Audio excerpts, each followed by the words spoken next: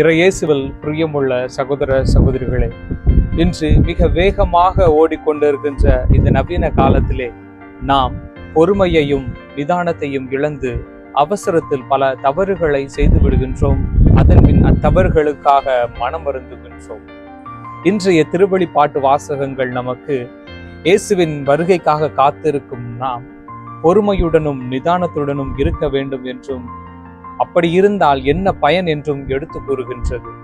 இப்படி இருக்க நமக்கு ஒரு எடுத்துக்காட்டாக இருக்கக்கூடியவர் புனித யோசேப்பு.